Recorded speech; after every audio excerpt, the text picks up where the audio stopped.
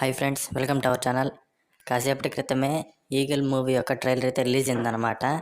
అది ఏంటి అంటే మన సంక్రాంతికి రిలీజ్ కాబోతుంది. ఇంకా ఓవరాల్గా ఈ ట్రైలర్ ఎలా ఉందంటే ఒక ఎలివేషన్తో పెట్టుకుంటూ వెళ్ళిపోయారనమాట. ఫస్ట్ నుంచి లాస్ట్ దాకా కూడా రవితేజ గారికి ఒక పెద్ద ఫ్లాష్ బ్యాక్ అయితే ఉందని తెలుస్తుంది చూస్తుంటే. టెక్నికల్గా కూడా బాగా వర్క్ చేసినట్టున్నారు.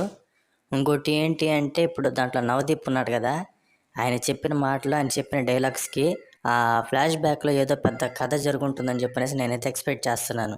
ఏ మాటకి ఆ మాట ఫ్రెండ్స్, రవితేజ గారి లుక్ అయితే ఎదిరిపోయింది. సో ఇంకోటి ఏంటి అంటే మీరు ట్రైలర్లో గమనించినట్లయితే ఒక విలేజ్ని అయితే చూపించారనమాట. ఒక విలేజ్ని చూపించారు, అక్కడ కొంతమంది పీపుల్స్ని చూపించారు. ఇంకోటి ఏంటి అంటే మీరు గమనిస్తే రవితేజ గారికి ఒక గతం అయితే ఉంది డెఫినెట్గా హీరోయిన్తో. ఒక్కటి మాత్రం కన్ఫర్మ్ ఫ్రెండ్స్, ఏంటి అంటే రవితేజ ఫ్యాన్స్కి ఒక మాస్ బొమ్మ అయితే లోడ్ అవుతుంది. మరి ఒక మాస్ బొమ్మ లోడ్ అవ్వాలంటే ఎమోషన్స్ అయితే చాలా గట్టిగా ఉండాలన్నమాట. సో స్టోరీ పరంగా ఎమోషన్స్ గట్టిగా రాసుకొని స్క్రీన్ ప్లే కరెక్ట్గా చేస్తే ఈ మూవీ ఒక మంచి హిట్ సంక్రాంతికి.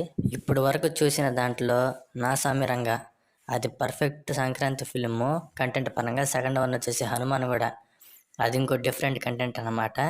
దాని తర్వాత ఇప్పుడు ఈగల్ వచ్చింది, ఇది కూడా ఒక డిఫరెంట్ కంటెంట్.